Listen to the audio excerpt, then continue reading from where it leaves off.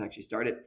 Every single class, one of my philosophies of teaching is anything I do in class should be accessible and available outside of class. And so that applies to me actually jabbering on up here. And so every single class is live streamed to YouTube. This does mean you can engage with this course completely remotely if you so desire. It will be a subpar, like it'll be fine. I mean, look here, you can see what you're going to see. It's not me. It's just the screen. And the audio is there, and I'm not promising super quality audio, but it exists. It is. This course is not labeled as a mixed mode course or anything like that, but I do offer this. So don't expect premiere experience with great audio. I don't even go back and edit these videos. They do automatically upload as well, which is another benefit of this. So you can always go back and listen to my beautiful voice. It's there. Look at it. Don't look at it. You can look at all the courses I've taught in the past and all that goodness in the link I sent you. If you just look up my name, Wesley James, you'll see it there as well. But there you go. There's that. All the PowerPoints are uploaded. So in class, the computer I have, I can draw all over it and draw some beautiful pictures and solve problems. And so I will upload the slides after every class with all the writing I do. I will pretty much never use the whiteboard here because what's written on the whiteboard, once it gets erased, is gone forever. So just know that pretty much everything and anything in class you can engage with remotely. And yeah, as I mentioned, it is totally possible to engage with this class and get all the points remotely and stuff like that. There is the exceptions that are the discussion sections. Those require in-person attendance. We'll talk about those. And the tests are all in person because it's the only way to prevent, it is the best way to prevent cheating and to make certain what I'm assessing is accurate and all that jazz. We'll get to it when we get to it. But yeah, so today we're just going to be going through what is the class, what do you need to do to be successful, and then next class we'll actually, maybe we'll start talking a little bit about units and vectors at the end, but a lot of our time is just going to be logistics. Super important, super boring. So at any point, if you all have questions about any of these things, let me know. I can almost guarantee you, if you all have a question about the class, someone else can have a question about the class, if not many, many people. And the more questions I answer in class, the less questions I have to answer through email, which is good for everyone. So please, at any point you all have questions, ask during class. It makes everyone's life better. So today, again, we're going to go through, first I'm going to talk about who I am. Then, we'll talk about the course. We'll spend a decent amount of time on that. And then we'll do physicsy things. It'll be a good time. So here I am. Here's a bunch of things that are important to me. I'll kind of go in order of importance. So first thing is my name. It's fairly important, I guess. Who am I? Dr. Wesley James. The next thing that's most important for me is the statement here, love your neighbor as yourself. This is the one and only time you'll hear me mention my faith, but I mention it because I'll give you the reasons, and then you'll never hear me talk about it again. So I am a Christian, and the reason I mention that is twofold. The first one is it is possible to have religious beliefs and also be a scientist, and sometimes view those as dichotomous. So I don't believe that's the case. The second, and the one that's more relevant for you, is the reason I'm a teacher is for people. That's the reason I'm in this job. Care for people. You are people. And so I want you all to know every single one of you has equal value and worth. I'm in this job to support you. That both includes the class. That includes if there's anything I can do for you, like as far as any professional stuff or things like that, advice, certain things I give advice on, other things I'm clueless on. But I am here for you all. That's the reason I'm a teacher. Physics is just a bonus. But that's my main calling and passion is people. And it is core to who I am. And so I just want you all to know that. And so I want you to hopefully feel more welcome to come up to me and ask me things and all those kind of jazz because of that. Next thing is my family. So this is my wife, Polly, and then our two kids. Kinsey is going to be 3 at the end of March. And then Kaladin is going to be 7. No, he is 7 yesterday. 7 months old.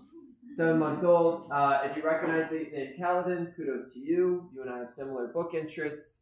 If not, that's fine. It's from a book series called The Stormlight Archives. Fantastic. Yeah, there you go. I got one person. And my wife tolerated the name. So no one knows how to spell it. No one's heard the name before. It has all sorts of problems there. But it does have alliteration. Kinsey starts with a K. Cal starts with a K. So, we got that going for us. Next thing is, I don't know which of these is more important. They're about the same.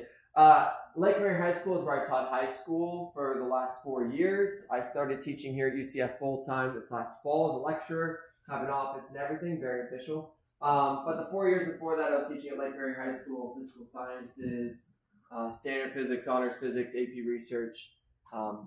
Great job, enjoyed it. Teaching high school and all the grade schools are very challenging. Huge respect for teachers. Being responsible for a group of 20 to 30 kids is a lot, and it's exhausting. Imagine it is one of the most socially exhausting jobs. You're in a room with 20 to 30 people, 6 hours of the day, and you're responsible for those people. So anyway, I only mention that. Respect teachers, nurses, cops. They have to deal with people that generally don't want them to be dealing with them. So anyway, that's my little spiel there. UCF. I have been at UCF for a long time. I did my undergrad at UCF. I did my grad school at UCF. I've adjuncted a few things here and there, make some extra money. Kids are expensive, all that stuff. So I've been at UCF a while. I did physics as my major in undergrad, shock and awe. And then for my PhD, also physics, but my research was physics education research, so how to better teach physics classes, specifically how to better design physics courses to support students with disabilities and subsequently support all students. It's called Universal Design for Learning. You can look up my dissertation. It's fine. It exists.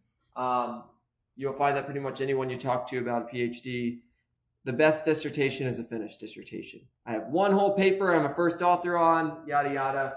I don't really do much research nowadays, but the stuff I learned from that is very important to me. It's part of how I design my course, and there's many other things I can do to improve that I'll keep trying to do in the future. But that's me. I'm a person. I'm a human. You're a person. You're a human. That's going to be a really common trend in this class, where I will mention things about you will see me make mistakes.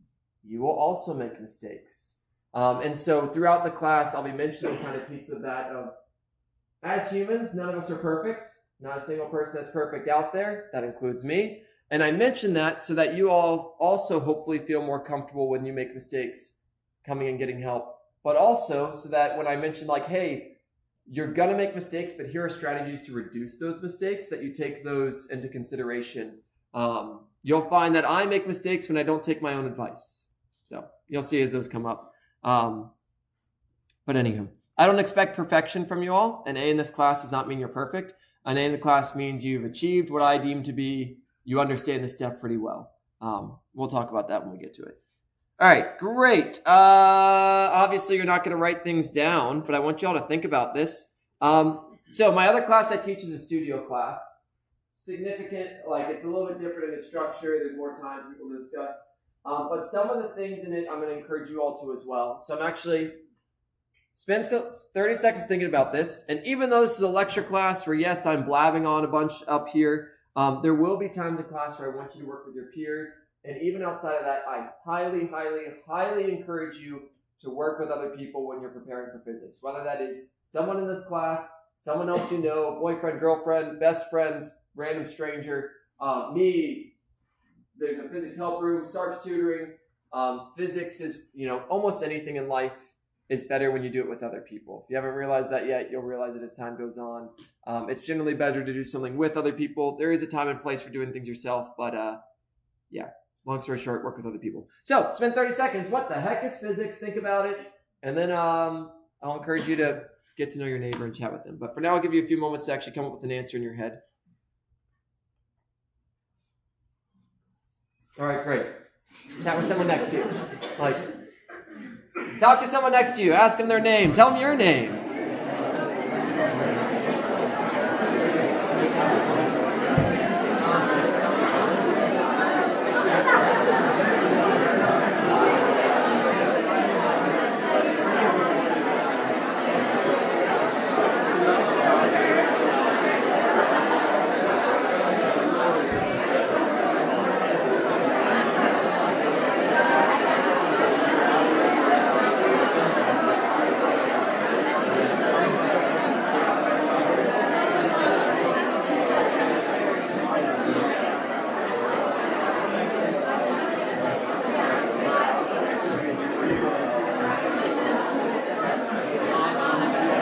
Well, I am super impressed with how that went. Normally I say that and like half the people talk, and that's great. Anytime I'm like not jabbering on up here and I have y'all do something, I want you all to engage, like check with other people.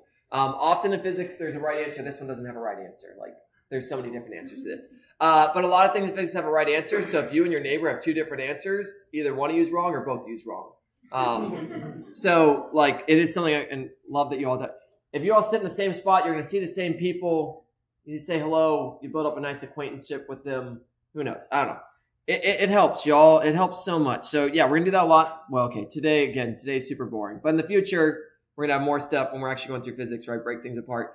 Who has somebody at the end what physics is? Who's confident? Again, I'm not looking for a right answer here, y'all. Yeah. Study of the physical world. Okay, study of physical world. Nice. What else? How exactly the universe works and functions. Nice. How the universe works and functions. Kind of like a study of motion and forces using a mathematical framework to understand it. Nice. So getting into specific jargon about things. Good. Yeah, so there's twofold reason I asked this question. One is you're in a physics class. It's probably good for us to have some idea of what it is. But the other is... I forgot what the other one was. I'll figure it out. So the first reason is, what is physics? So my definition, again, this is not any formal definition or anything like that. But for me, physics is, look, the world has rules. Whether you like it or not, things obey certain rules. You kick something, it's going to hurt your foot. You drop something, it's going to fall. Like, there is just a consistency to the world. There is an if this, then this. And if you know all the ifs, you can predict the then. People are a little bit more complex than that. But as far as like dropping things and throwing things, and even if you get enough people together, they tend to behave a certain way. And so for me, physics is just right. You're not going to find the rules of the universe written on a cave wall somewhere that like someone found. Again, you might have different thoughts and opinions on that, but like the rules I'm teaching you weren't like, no one like found them written down somewhere. We observed reality and then we tried to describe it. So the example I give here is it's like finding a motor. The motor works a certain way, whether you like it or not. You didn't design the motor, it exists. You look at it and then you try to write the user guide for how this motor works. And that's kind of what physics is for entire reality. We don't get to decide what gravity is. We don't get to decide whether or not things fall. You can't make things that obey the rules and do different things. We don't get to decide the rules, and physics is just explaining them. The reason I mention this is oftentimes people view these things as the stuff I'm teaching you is absolute truth, like 100%. The reality is science is always just our best understanding at this current time. Everything I could be telling you could be absolutely wrong. It's unlikely because it's been tried and tested and things like that, and there's ways to build up that confidence in various theories. But the reality is there's nothing out there that says this is definitively true. Like, I don't know what authority level you need to make that decision. But it's pretty accurate, it's pretty useful, and it's gotten us to the moon. So, there's value there. And that's generally kind of how these things are tested. If you have a theory, an idea of how the world works, you test it. But again, there's been cases where we've been proven wrong. We thought we understood everything, then quantum mechanics came along, and there's all sorts of crazy, weird physics out there when you get to extreme stuff that we didn't know. And there's going to be more crazy things in the future. So I'm just going to teach you all the basics and the best current understanding, and it's pretty darn solid. Stuff I'm teaching you hasn't really changed for the past 200 to 300 years, but it's a little important side. Oh, the other reason, nope, came to my head and then it was gone again. Yeah, I don't know. If I think about it, I'll come up with it. So in physics, this class, we're basically going to be looking at things that move. That's the kind of quick summary of all the things in this class. Very, very macroscopic, big things, how they move. We're not going to be going really fast, so c is the speed of light. We're going nowhere close to that because weird things happen at the speed of light. We're not going to get too small because weird things start happening when you get really, really small. So nice, large objects, how they move, how they behave, use that knowledge to predict things. The absolute basics of it, but you'd be amazed at what the basics can help you understand. Physics 1 and Physics 2, honestly, with just these two classes, you can look at 90% of things out there and make sense of what they do on a pretty reasonable basis. That's why I love teaching these classes. With just 2 classes, you can understand so much of reality. And the things you don't understand, you have a good basis to kind of work from. So there's value in it. But the reality is, if you forget every single thing I teach you concept-wise in this class, you'll be perfectly fine. The most important thing I'm going to hopefully teach you all is how to think. We'll see that as time goes on, and I'll iterate on that again and again and again and again. Physics is for your majors, it is a very common thing for people to say that physics is one of the hardest classes they take. And if you haven't kind of heard that, I've heard that fairly commonly. And that's not me saying that physics is really, really challenging and that it's going to be a really hard class for you. It is me just saying, based on anecdotal evidence from me talking to people in health science majors, physics can be a challenge. And there's a few reasons for this. In my opinion, one of the biggest ones is so many of your classes are gather a bunch of information, retain the information on the test, show the information. A lot of memorization, a lot of retaining information stuff I'm absolutely terrible at. It's the reason I'm not in your major. I have a huge respect for you all for going down that path, and like the anatomy class sounds miserable, just memorizing all the names. It's very important you all know all those things, but this class memorization is almost not like, the amount of memorization is not like so low. There's a reason I'm a physics major. My memory is not fantastic. And to that end, I don't expect you all to have things memorized. But what's going to happen is I'm going to hopefully teach you how to critically think, problem solving, all the buzzwords that get tossed around in politics with STEM. But it's a skill that you might not be having to stretch as much in your other classes, but it is core to this class. Memorization will not get you that far in this class. And that's going to be something really different. It's not just, can I look at as many examples and memorize how to solve those? It's, can I draw a picture of the problem? Can I figure out what's given in the problem? Can I figure out what I'm solving for? Can I figure out what expressions help me relate those two together? And then can I do the math? Which ironically, the last step is the easiest. So that's the problem solving process. I'm going to iterate on it, mention it a bunch of times. And it's super, super important for you all. If you decide to be a doctor, it is incredibly important. There's a reason why doctors come up with different diagnoses, is because how they go through it. That is the critical thinking process, is coming up with the diagnosis.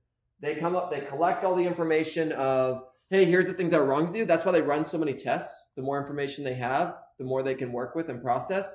They have to figure out what am I fixing? That's generally not too difficult. I have pain in my elbow, but sometimes it's a deeper concern, and that's actually figuring out what's wrong. Sometimes it's trivial and sometimes isn't. If someone's missing an arm, it's obvious. If someone's having heart pains, what's wrong is probably more than just pain. There's something deeper there, and they have to actually figure out what's wrong. I mentioned all that. A lot of that critical thinking, my understanding, and this is not based on a lot of information, so I could be completely off. Your undergrad seems to be really centered on gathering information, getting all the dictionary terms, knowing all the parts of the body. Your vet school, all the parts of an animal's body. And then med school, then once you kind of have all that information, it's applying it to actually diagnose and figure things out. So that's the skill set I'm training you all on. It is extremely important. It applies to everything you do in life. My wife and I are looking into buying a van. Critical thinking is, buying a van. All right, what is valuable to us? What information, what is our needs and wants? Like our goal, yes, get a van. What are we looking for? What's the given? What's in the market? What qualities of the van? All that information, and then processing it to find the best. That is the critical thinking process. Sometimes it's easy, sometimes it's painful. But hopefully I'll get you all better at it. It's the best thing I learned as a physics major. Hopefully I can give you all some skills in that. All right, great. We'll talk about that more. But for now, let's look at logistics, the structure of the course. So I'm going to jump over to the simple syllabus because it's where all this information is.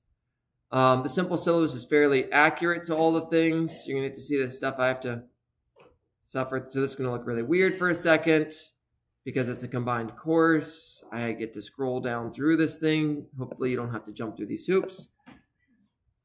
Okay, great. It'll pop up here. The first part's going to be pretty much, stuff you already know, when the class is, who I am, all that jazz. Okay, this we're going to talk about later. This is the discussions. They do not meet this week. I believe I announced that in the first thing. Discussions will meet next week. We'll talk about what those are. So we'll come back to this, but each of you should be in one of these discussions. So we'll get there. All right. Office. This one's also off. My office is not in MSB 359, which you could probably guess why that's not the case. We are in MSB 359 right now, so clearly that's a typo. My office, and I'm going to show you all this on the map. So while this does this, my office is located in PSB 134. So I apologize for that typo there. So here's a map of Orlando. Where is UCF? Generally, it's centered us on... Oh, there we are. It just didn't look like UCF. Great, there's UCF. So to give you all some sense of where we're at, so you know, this is the building we're in right now. This is the reflection pond over here where everyone takes their pictures when they graduate. All wonderful. There's the library. I love the design of UCF because it's a bunch of circles. Circles are great shapes, but it's also very convenient to help people navigate places. So MSB, right here, we're on the third floor of it. If you go to this outer ring here, and then you go counterclockwise towards like the health building where they have all the doctors and all that jazz. As far as I'm aware, there's no Chick-fil-A here. I noticed this morning. I have no idea why it says Chick-fil-A. I don't know if they're putting one in there. I don't think so. No idea why that's there. So ignore that. But you go around this counterclockwise, and Health Center, and PSB is this building here. You've probably never been here before. It's very interesting that one instructor has a location here. He doesn't even work here anymore. But that's interesting. I didn't notice that this morning. Anyway, PSB, you've probably never been in that building before. It is all offices and research space. Very interesting building in its design. You won't be able to tell by walking through the hallways, but research buildings are designed differently than normal classroom buildings. Like their AC units are very special. I learned from one of the people doing laser research that even a temperature, like if the temperature changes by like 2 degrees in their room, they have to recalibrate all their equipment, and it takes hours upon hours because of thermal expansion and things like that. So there's a lot of fancy things to research buildings that you don't realize. They have the air circulates in each room, I think like 6 times every hour, whereas in a normal building, it's like 3 times a day. It's on sand to isolate vibrations, things that you would have no idea when you go in, but it's just fun engineering facts, whatever. All right, go in the front door, and I'm in the back left on the first floor. That's me, PSB 134. So now that this is updated, I will update that. PSB 134. My office can hold up to about 9 people, which might sound like a lot. And I am pretty pleased with how many people I can fit in there. I've got a nice table with whiteboards. I've got snacks. I've got tea. It's great. It exists. Highly encourage you all to come, but I will note that I have had a few cases where reach 9 people. Woo, it's published. And at that point, it was kind of like I ain't got any more space. So just know that if it ends, sooner than later, the sooner you show up, this will update. The more likely it is there's room. Generally, it hasn't been a problem. It was just a few cases where that happened. Of course, the day of exams, generally have more people in it, all that jazz. So there you go. Great room. Come visit me. Would love for you to come visit me. I'll mention as time goes on. So I've already mentioned the emphasis of working with other people. Please, please, please come visit me. My office hours, I know 4 different days to make myself as available to various schedules as possible. Monday and Thursday are from 11:10 to 12:10. The reason those times are slightly awkward is I teach a class that goes till 10:50. And after class, usually I have questions and I need time to walk over there. So the 11:10 to 12:10, it used to be 11 to 12, and I always got there late. So I adjusted it. The 1:30 to 2:30, you could probably guess those times. It's right before class, so it's kind of convenient. So that's why I chose those times. 4 different days, 2 different times. Come visit me. Always happy when people stop by. I get it. I am here for you all. My interactions with you all are the most enjoyable parts of the job. Me blabbering on about up here, it's fine. It's fun. It's definitely easier than the blabbering on in high school. I don't have to yell at anyone to get off their phone or jazz like that. And to clarify, I don't care if you're on your phone at all. Just to clarify that. High school, I had to get on people because they didn't. Part of my job was getting them to care. My job here is not to get you to care. That's up to you. So whatever. Mention that real briefly. But there it is. There is a few more services for tutoring other than myself. There is a physics help room, which is also located in the same building. They're finalizing the schedule for that. It is staffed by undergrads who have been successful in Physics 1. Great resource. Some of the students are health science majors or Some of them are engineering majors, a lot of different things. So you have lots of people you can go to of a bunch of different hours. Generally, there's space in this room. The LAs are fantastic. Learning assistants, highly recommend them and encourage them. There's SARC tutoring. Once I get that, pretty much always is a thing. I have to wait to hear from them on when that is. Myself, learning assistants, SARC tutoring. If you have a friend that's really good at physics or anything like that, these are people that you should go to, especially if you want to determine sooner than later if you're having difficulties. And the way you're going to determine how you have difficulties is, it'll be pretty straightforward. I'll show you how. There's ways to check that. Remember, it is the process. In this class, I care about the process. Can you critically think? And to that end, I'm going to show you the things that you need to study and prepare for and all that stuff. And generally, the vast majority of people that do those things are successful. But I always have a handful of people that say they've done all those things and they're still not successful. And in which case, that's where you need to meet with me or someone else to kind of identify what's not working correctly. And almost always in those cases, when I met with people, I find that the way that they're approaching those problems isn't conducive to learning. Generally, it's because they've worked with someone else who kind of just showed them how to do every problem, or they worked out solutions the whole time. There's various kind of nuances to why that is, or there was some gap in it, whatever. Humans are complex, so fellow humans can help support that complexity. There's only so much that online resources can do for you. They cannot maybe point out suggestions and things like that, and whatever. So at any point, if you're like, I just don't know what to do, talk to a human being, whether that's me, whether that's a learning assistant, whether that's SARC. Almost any of them can kind of help identify where that is going on. It generally doesn't take that much time, but it is not something I can generally do over email because it's nuanced and I have to have that kind of in-person. I got to get the givens, all that jazz, go through the problem solving process. Fantastic. All right. Back to the syllabus. All right. Here's a bunch of boilerplate stuff I couldn't change. Here's a bunch of things about the class that are relevant, but the thing I want to point out is every single one of you can be successful. Some of you are going to have to work harder. Some of you, this is going to come easier too. Again, not surprising, everyone's different, but the reason I mention this is all of you, I believe, can be successful. Now, what that level of success means, I think every single person can at least get a B in this class. Some people, the A might be more work than is maybe feasible, and there would be reasons why, background knowledge, things like that. It doesn't mean that you should quit your major or give up in life or anything like that. It just means I consider a B being successful. Plenty of students get an A in my class, like probably a third of students get an A, a third of students get a B, and so on. Maybe, probably even higher percentages than that of people getting higher grades. But a B is good in physics. Like I was talking to someone recently, I mentioned that health science majors, physics is off the horse. That's someone I was talking to. They're like, oh yeah, I was talking to my doctor, and I don't know how that came up, but the doctor said, oh yeah, physics was the only B I got in my class. And he was a practicing physician. Like getting a B in a class does not mean that you're not going to be a doctor, whatever you want to do. So I say that, just to help reduce some stress and things like that. Sometimes people get too fixated on certain things and it causes overwhelming stress, which just makes things worse. At any point, if you have questions, please ask me, email me, all the things. I can't help you if I don't know there's a problem, like most things in life. All right, here's the topics. These are fairly set with one caveat.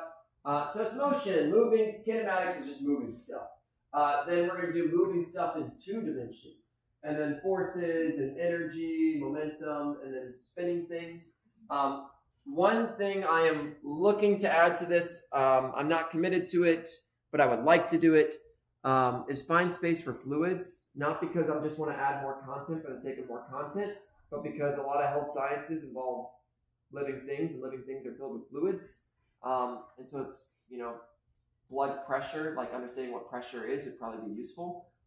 So if I can fit this in, I would love to, because I think it would actually benefit a lot of you all. Understanding, I got another instructor mentioned this, and he gave a great example, that when there's a blood clot, yes, the fluid's moving quicker, but it actually results in lower pressure, and there's physics behind why that is. It kind of goes opposite what you might expect.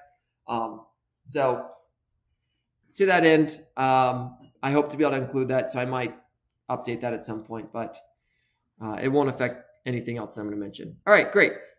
Into the grade categories, and I'm going to pick the easier categories to talk about first and then get into the more nuanced ones.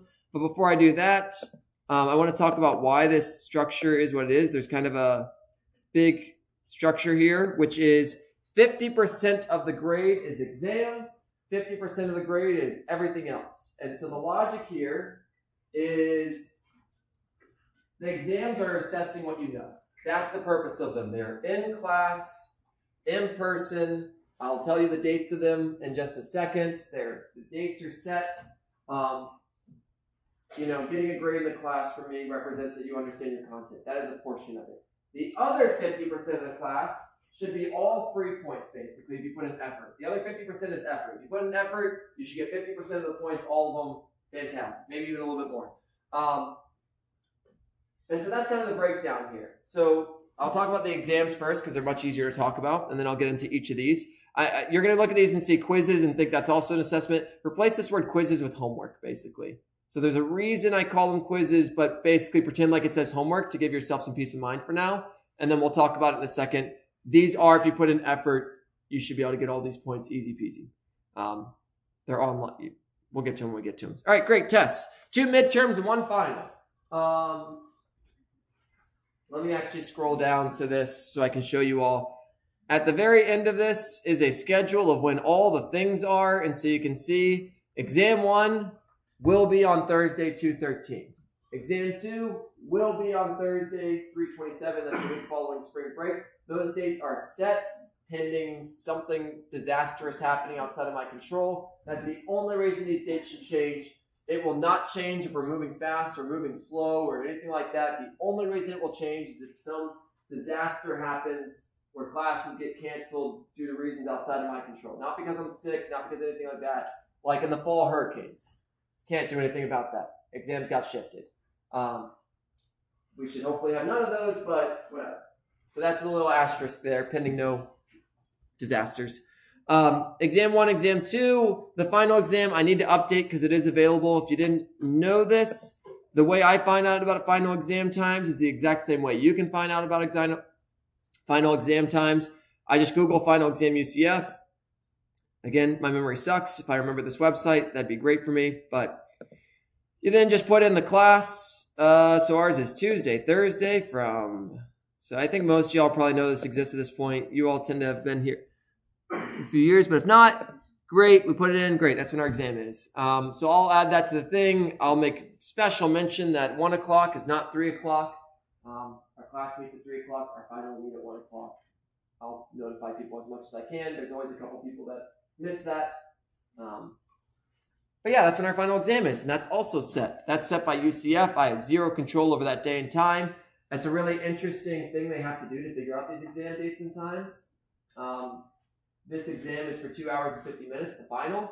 Our normal class is not 2 hours and 50 minutes, and that applies to all classes. So UCF has a fun problem of trying to figure out when to put the exam so that there's no conflicts and all these. It's an interesting problem to think about that I don't have to worry about.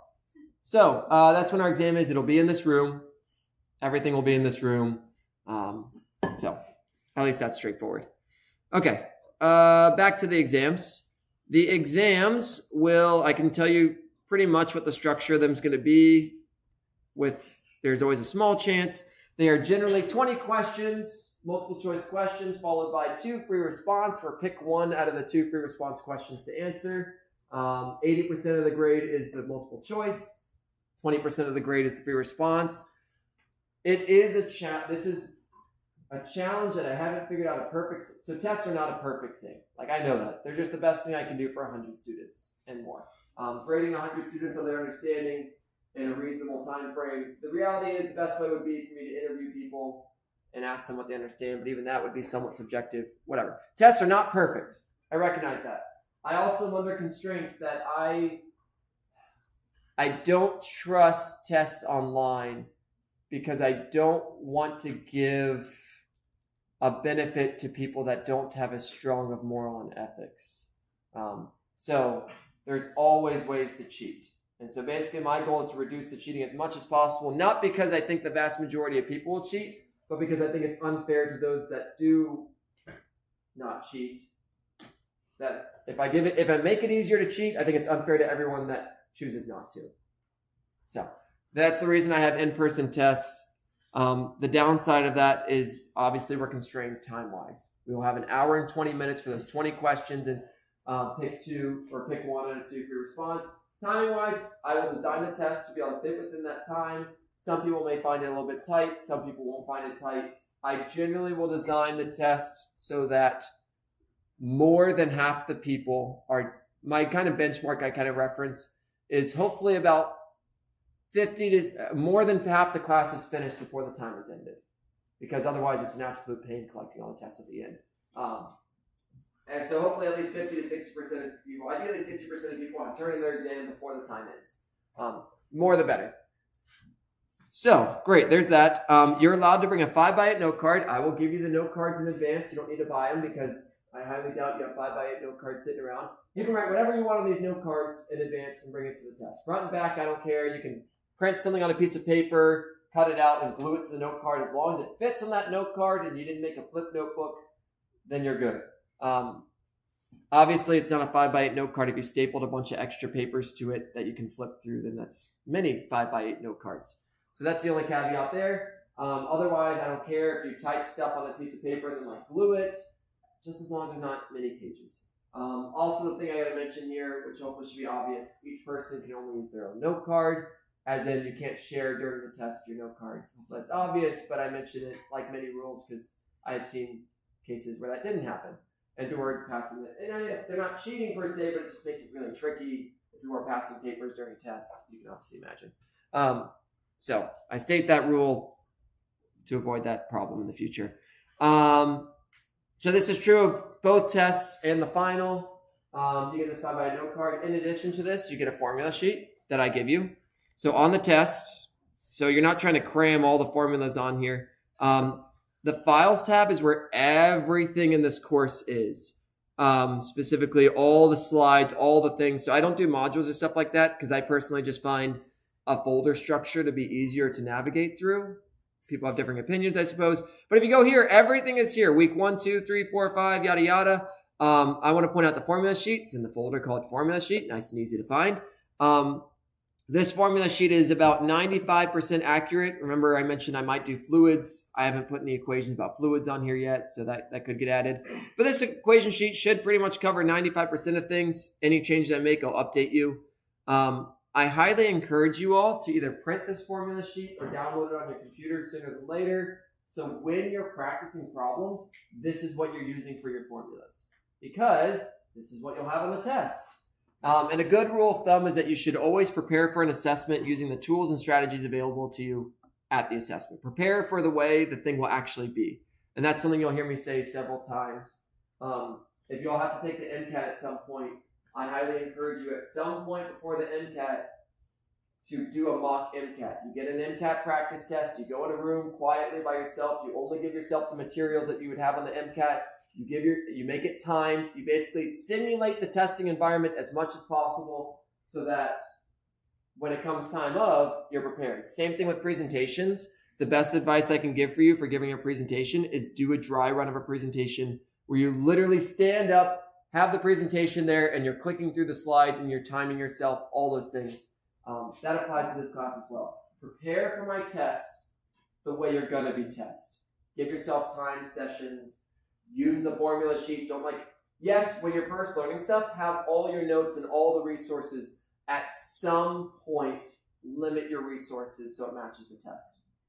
And this is the one I want you, this is what the equations will look like. This is literally copy and pasted what will be given to you on the test. So you're going to know exactly what formulas you will have access to. And if there's ones that you're like, man, I sure wish I had this one, put it on your note card. It also shows you what you have and what you don't. Well, it doesn't show you what you don't have, but you can figure that out. All right, the other thing, there's constants here, gravity and gravitational constant, woo. The last thing I put on here is the rubric. So the free response is 2 questions. You pick one of them. No matter which question you pick, it's going to be covering the concepts I need you to understand. So the first test is going to be kinematics and forces. No matter which problem you pick on that, it will test kinematics and forces, but it'll look, there'll be different problems. So it gives you a chance to pick the one that you're the most confident in. Each question has 2 parts, each worth 10 points. 10 plus 10 is 20, 20% of the exam. This is the rubric for it, so again, you know exactly what to expect. This matches the problem-solving process that I'm going to continue to say again and again and again. Did you draw a picture and write your givens? Did you write down what you're solving for? Did you write down the equations that relate the givens to the missing? Did you start solving the problem? Great, you got the right answer, woohoo. 80% of the points is setting up the problem. The last 2 points are getting the right answer. The right answer is the least important thing, and the only reason I care about the right answer, so like for the multiple choice, is it's the easiest way to check if you did the right process. The chance of you getting the right answer with the wrong process is so low. It's so low. It's like trying to get to someone's house without directions. Like, it's not going to happen. If you just head out in a random direction, the chance of you getting to a desired location is very low. And that's the same with physics as well. So the right answer really only serves as a check of if you did the process. And you're going to see that when I show you all practice problems, things like that, I give you the answer. Because ultimately, you can only get that right answer if you check your work. Again, different than other classes. Your other classes, the right answer is, do you have the stuff memorized? Like, that is kind of what they're testing. Mine is, do you know the process? Can you think through the problems? Great. Formula sheet, tests. One more thing to mention about tests. There's a lot of tiny nuancy things I do, and the reason for these is to benefit you, and there's pedagogical stuff. The final exam is cumulative. Cumulative finals suck. I know that.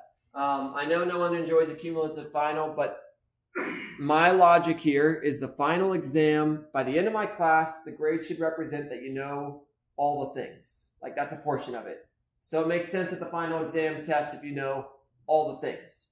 If you learn the things on test 1 and then you forgot it 2 months later, you can make arguments of how well did you learn it and all that kind of jazz and whatever. But the reality is the grade at the end of the class should reflect that. Now, that benefits you all, and that I have a policy where the lowest test grade will get replaced by the final if the final exam grade is higher. So it only benefits you. So I'll give you all examples because this always confuses people. So say on test 1, you score a 40. Test 2, you figure out what went wrong and you improve. And on the final, it's all the things and you score a 60, whatever. Made up numbers. Happens here is test 1 is the lowest score. Test 1 is lower than a 60. So it turns into a 60. So that's what's going to happen at the very end of the course. Obviously, I can't do it until the final is done. Test 1 still counts as 15% of your grade. Test 2 still counts as 15% of your grade. The final still counts as 20% of your grade. Your grade for test 1 just jumps up to whatever the final was. Now, the natural next question is, what if I do worse on the final? So same scenario, but you got a 30 on the final instead, then this is what it is. Nothing changed, like it stays there. So it only benefits you if you do better on the final. The rationale being here, if by the end of the course you've learned, say you didn't do well in test 1 or test 2, but by the final you learned those things, great. That's what I care about. It replaces that day that didn't go so well for you. So great, that's a thing. I gave you all the test dates. The reason for that is if you know that you have something already planned on that day that's unavoidable. You have a cruise, family vacation, a trip, whatever, something that's already planned and is an absolute nightmare for you to shift, contact me soon, because hopefully you know about it now. That's the whole idea. And I can have you do a retake after that week. I'm not going to give you a 0 for that thing. Also, the reason I give you all the test dates is so that if you have work or things like that, you can, ask those days off or whatever it might be. They're doing normal class time, so it's nothing crazy. But yeah, if you have something that's not like under classic excuse policies, so like a cruise isn't technically like an excused thing, but if you let me know now, I'm going to work with you. That's why I'm giving you so much advance notice, just then give me advance notice, and then we're all good. Otherwise, if the day of the exam, some emergency, in general, anything in this class, if there's an emergency that occurs, you got a fever or something worse medically or family emergency, my rule, the classic excuse policy, you have a UCF sponsored sporting event that you're a part of, all those things. Email me And the only thing I'll ask is some documentation. And again, that's just kind of a fairness thing. That way, I'm not just taking people at their word. As much as I want to trust everyone, it just makes my life so much easier when there's some kind of documentation. Doctor's note, if it's a UCF event, they give you a letter, normal stuff. And I'll work with you. And when it comes to tests, we'll do the retake. We'll schedule it. It'll be a great time. So that stuff exists, normal class things. All right. But if for whatever reason you just absolutely miss the test and get a 0, all hope is not lost. I will say, if you bomb both tests, it's pretty hard to come back from that. I mean, that's not shocking, hopefully. And to that end, if we look at the time frame for this, it is very tight, but it is doable. The withdrawal deadline is Friday, March 8th, and our exam 2 is Thursday, March 27th. Generally, I am able to grade the multiple choice within 24 hours, generally, pending nothing crazy happening. I'm not going to write that on my syllabus so people expect it, but generally I'm able to do that. And so by the withdrawal deadline, you'll be able to have both exam scores. And if both of those are terrible, it's pretty hard to bounce back from that. If the first one's bad and then test 2 you improved, then you're fine. There's hope and all that jazz. So any of these timings work out pretty decent. Last semester, the hurricanes ruined all that, but is what it is. On the week of exams, there's a review day. Tuesday's review, Thursday's exam. Works out real nice. So I'm not covering new content up until literally 2 days before. Anyway. All right. Any questions about exams? Yeah. So back to the open response question. Yep. You said there's 2 we could choose from. Yep. What if we're not too sure about either? Could we start both and you just grade a higher one? So you'll have to pick one for the sake of the grader, because otherwise that effectively means the grader has to grade 2. Now I say that with the one caveat. If you do both problems, you'll need to pick one. However, the grader will look at the other one, and if it is perfect, then they will take. It's really easy to grade a perfect question. They'll look at the second. If it's perfect, great, then they'll take it. Otherwise, they'll go with the one that you marked. And the reason for that is just sake of grading time. This class isn't terribly large, but in previous cases, I've had classes of 300 students, and grading 300 times 2 problems becomes very challenging. Yeah, this is a good question. Any other question about tests or exams? And if you have any question at any point, asking them now saves me emails later. Yeah. Replacing the test. So let's say test 1 we got a 60. Test 2 we also got a 60. Oh yeah, which one does it replace? Yeah. I just pick a random one because it works out. It only replaces one. It'll only replace one of them just to keep things kind of even Steven. Okay. So I'll just pick one. It won't matter which one because test 1 and test 2 have equal weighting. Okay. Yeah, great question though. Last thing, curves. People always wonder, is testing be curved? My curving policy is I'm not aiming for a specific grade in this class. That's not the goal. Now I mentioned that I will curve exams, but only for one reason. And that's if there's a question, one or more questions on the exam that the vast majority of students missed. If the vast majority of students missed, I'm talking like 70% of students, maybe high 60% of students, something above that.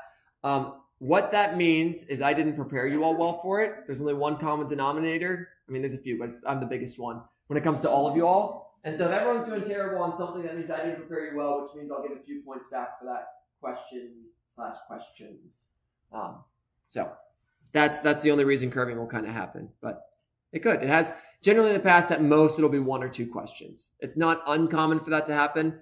Especially, I'll give you all the full disclosure. This is my first time teaching 2053. I've taught all the other introductory physics courses at this point. The other physics 1 for engineers, physics 2 for engineers, physics 2 for 2054, the one that you all will take next. Now to that end, my stuff is not going to be refined. It's not going to be perfect. So I build things into place that address that, but just be prepared for that. And I'll be asking for y'all's feedback throughout it because everyone can always improve. All right, great. On to the things that are a little bit more nuanced, but they're easier to get. Top Hat, we'll start there. We'll just go in order of operations.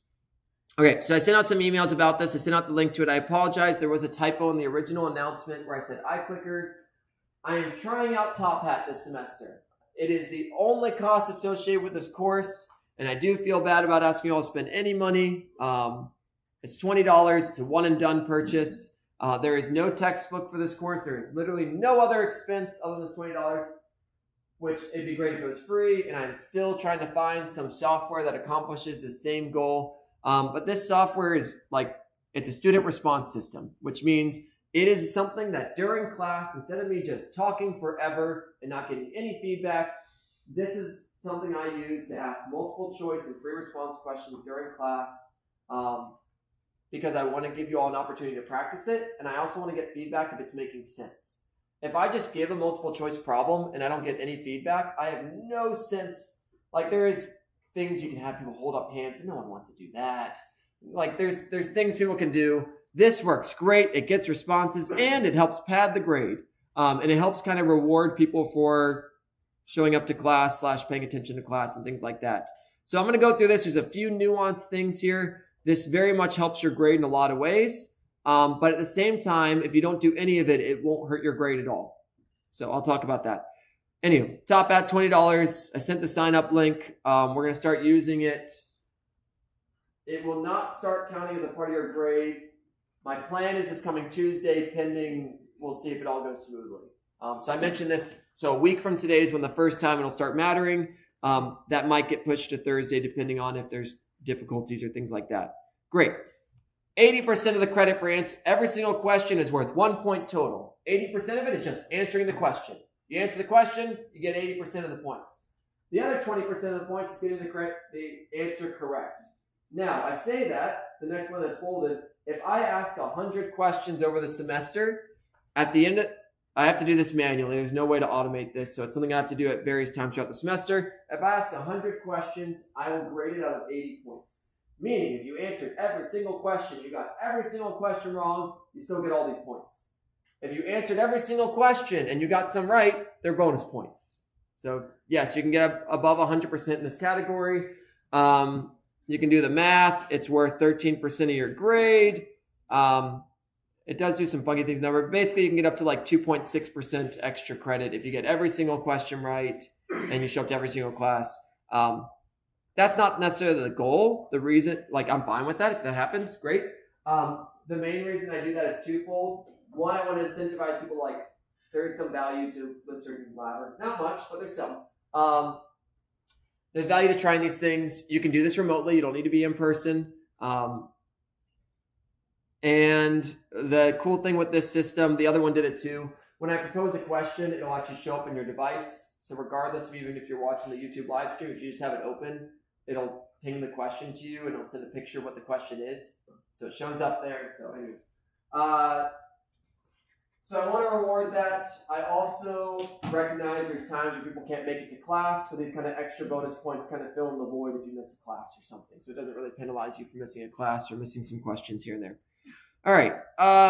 As this says, attendance is not mandatory. It does not offend me if you don't show up. Like, not bothered at all. You do you. You do whatever helps you to be successful in this course. College is learning how to learn. You do whatever works for you. So at the very end of the class, literally after everything is in, the final, the tests, all the things, I will look at your clicker grade. So it's a little fun math thing. I say clicker, top hat. I'll look at your top hat grade, and I'll look at your total grade. And let's say your total grade is a 88%, and your top hat grade is a 82%. Well, the total grade is calculated based on the average of all the other values, weighted and all that jazz. If your top hat grade is lower than your total grade, it's bringing your grade down. That's the logic. Averages, math works out that way. So what do? I remove this grade from your grade book. It just ends up as a blank. And subsequently, this will go up by, I'd have to do the math, but it will go up by some amount, depending on what your other grade is. That'll be on a case-by-case basis. All I'm mentioning here, though, so, let's just pretend it goes to 90%. I don't know if that math is correct. I'd have to do it. I'll remove it from the grade book. It'll be a blank spot, meaning it doesn't factor into your grade. Everything else kind of scales to fill the void, and your total grade will go up. If instead your top hat grade is higher, let's say your top hat grade is a 90% and your total is an 88%, I don't touch anything. It is what it is. Long story short, if you don't show up to a single class and don't answer a single top hat question, it does not directly negatively affect your grade. At the very end of the semester, I'll just nix your 0 for top hat, and then the rest of the things fill the void. Okay, so it's a little bit nuanced, and it's not something I can do to the very end. There's no way to really there is an Excel spreadsheet I will share with you all at some point that kind of accounts for all these various nuanced grading things I do. Web Courses doesn't do these things, but that's not going to come until we actually have some grades in the grade book. Okay. Any questions about this? Yeah. No, so this one, yeah, so I completely apologize. And it says clicker C. If you bought a clicker, I'm so sorry. That was my typo that I put in there. But no, it's just the top hat. This even says clicker. The reason from that comes, normally I used iClicker, but I can almost guarantee you there's people looking for iClickers nowadays. In fact, I've encouraged 3 other instructors. I'm trying out Top Hat with and without Top Hat. So many places where the word clicker showed up. There's lots of people that are looking for iClicker, so you will be able to sell it. I can promise you that. If you all have a physical one, you accidentally bought one. I know this because I've encouraged about 3 other instructors to use iClicker because I know how it works. And this new software is going to be new to me. But the reason I'm using Top Hat is it has some advantages that we'll see if they are actually advantages. You know, you only improve if you try new things. So, great. There's Top Hat. You got about a week and a couple of days to sign up for that. It does probably start with a free trial. I encourage you just pay for it sooner than later, because what always happens with the free trial is it runs out and people don't realize it till class starts. And then during class they're doing it. And then that's fine. The result of that is people come up to, which is fine. If this is you, that's fine. I will get some people that come up and say, oh, I wasn't able to answer the first couple questions. That's fine. I'll say, send me an email. And it's just actually work for me. It's whatever. I will do it. I'm happy to do it. I will do it. But it's nice to avoid that. So just pay for it. I can guarantee you we're using it. Great. Okay. On to the next thing. Discussions. These are weekly. 25%. And this is already built in. You show up. I'm going to keep this because I already put it. I technically was going to think about something else, but it doesn't change much. 25% as you show up. It's 3% of the final grade. So discussions are 12%. So 3% of that is showing up.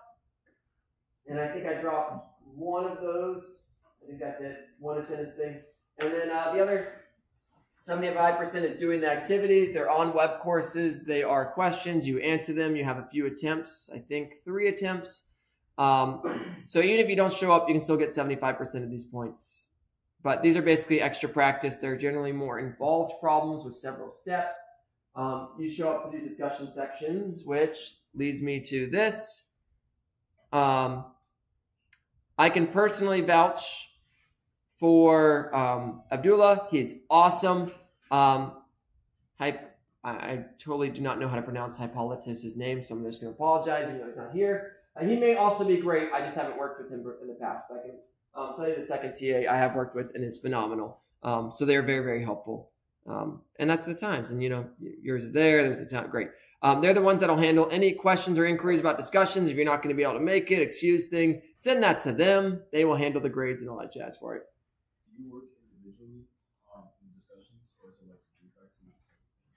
So what do you mean by work individually? Like before the TA, I guess, like works you through the problem. I'm assuming that. Oh, do you as students work through it individually? So it's going to depend. Different TAs kind of do things. Some of them just kind of go through it. Some of them do give it. I generally encourage them to give some time for you all to actually try them.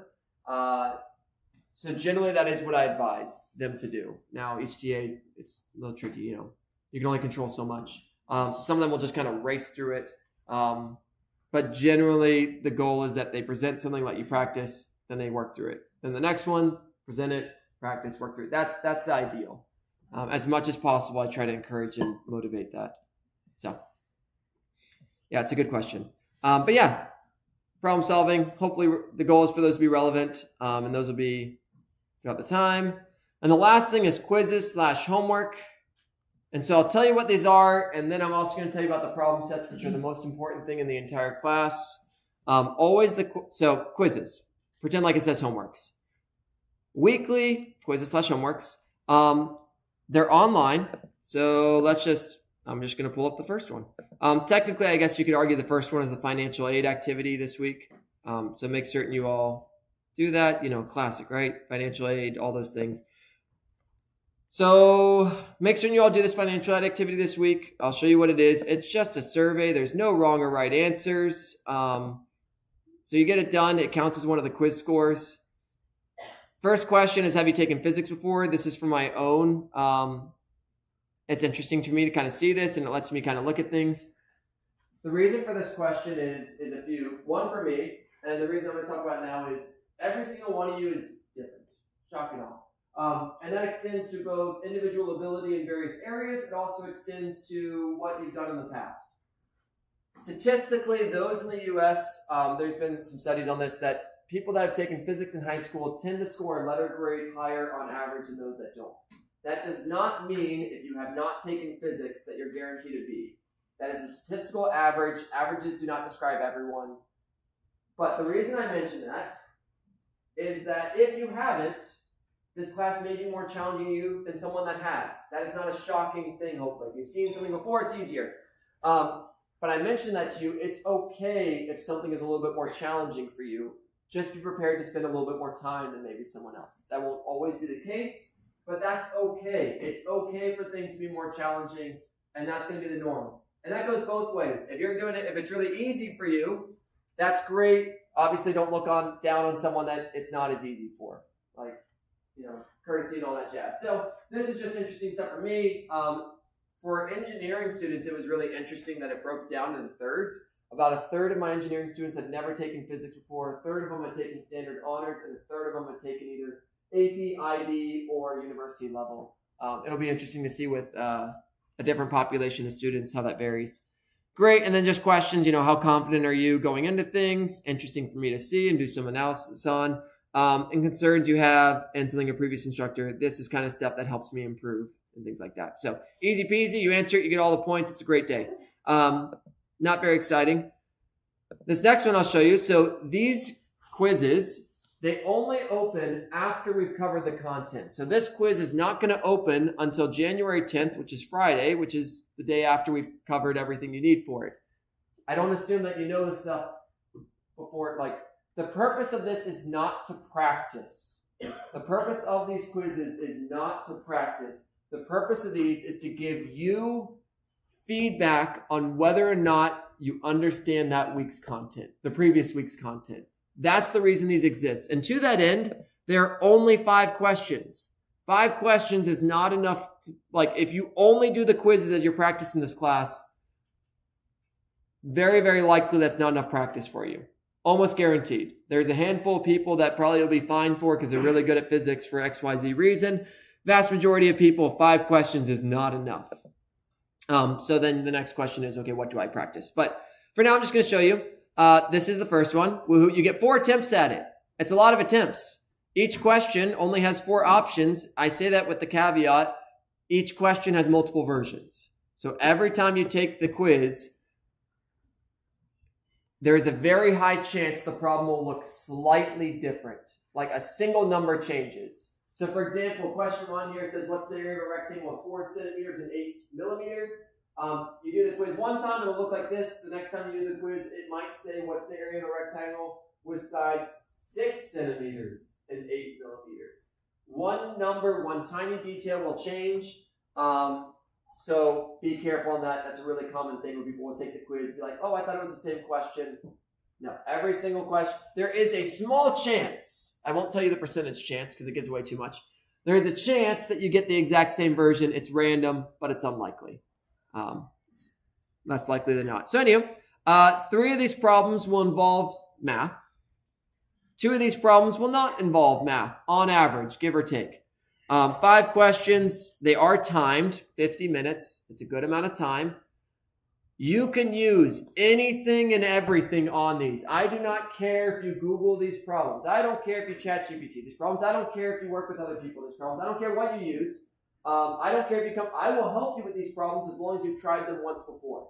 I won't help you the first time you do it because that defeats the purpose. The reason these exist, So you should be able to get all the points for these. 4 attempts, use literally any and all resources. The reason these exist is for you to check, do you understand it? It's not a perfect measure of whether you understand it, but it's something. And it's not much effort, like it's 5 questions. And none of these questions should take a terrible amount of time. They're not like crazy involved questions. View them as checkpoints. That's the reason these exist. That's why I have these here. So the natural question then is, how do you prepare for this class? What do you actually practice? So in the Files tab, again, everything's in the Files tab, there is the problem sets. These problem sets, so problem set 1 goes with test 1. Problem set 2 goes with test 2. Problem set 3 is the leftovers, and the final has everything. So they're nice and organized. Problem set 1 is probably take forever to open, so I'm just going to jump over to here. It is organized by week. So week 1, units and vectors. Week 2, kinematics. Week 3, 2D kinematics, then a couple weeks on forces, and that's everything that'll be on the test. Each of these weeks has about 10 to 13 questions in it that have been chosen by myself. I did not make these questions, so full disclosure, but physics has been around for 200 years. Like, I don't need to make my own problems. I just need to pick good problems. So these came from OpenStax, full disclosure. Every single one has the answer here. Looking at the answer generally will not tell you how to do the problem.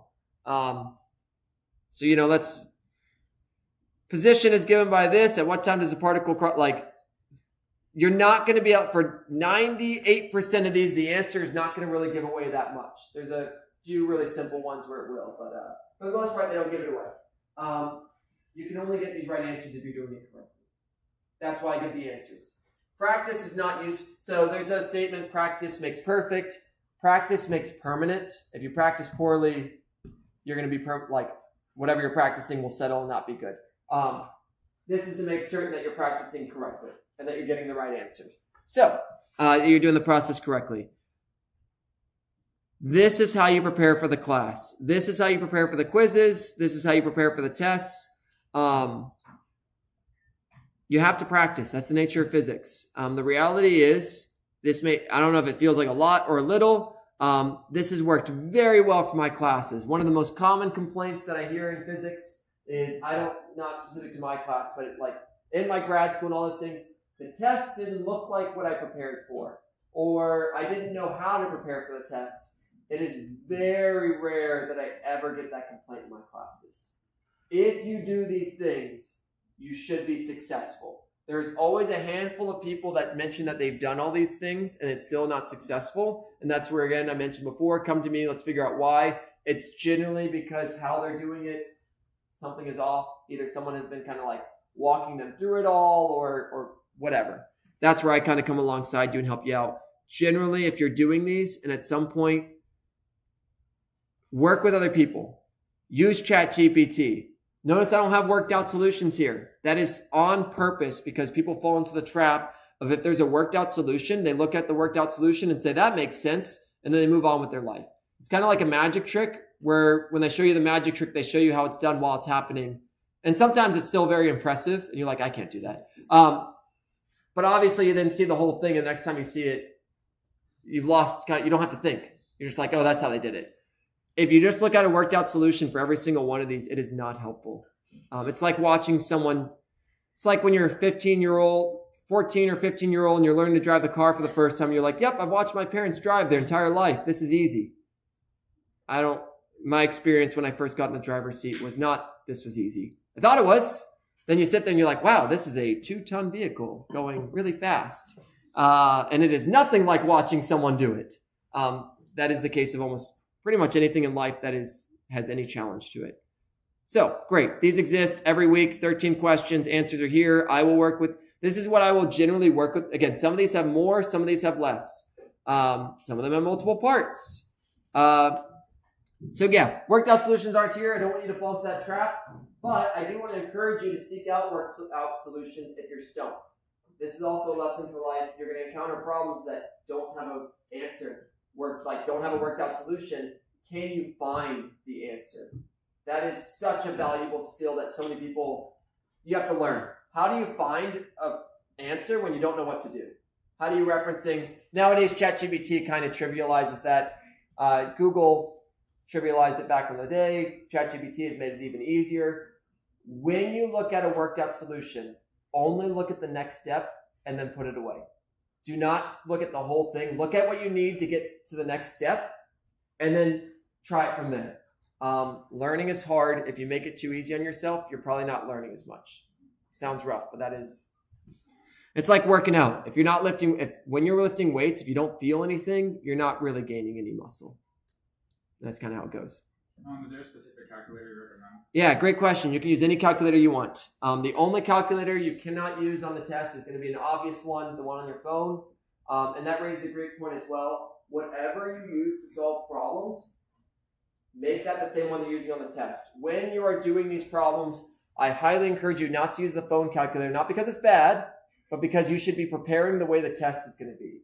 Calculators, the buttons are in different places, learning how to do scientific notation, tangent inverse, various things. If you don't know where those buttons are on your calculator, you're not going to know all of a sudden on the test. So you should do these problems using the tools that you will have at the test, i.e., find a good calculator, one you like. A good calculator is just one you like. My only rule of thumb I recommend to you all, find a calculator that lets you see what you typed in after you hit enter. There's some calculators that once you hit enter, what you typed in disappears and it's gone forever.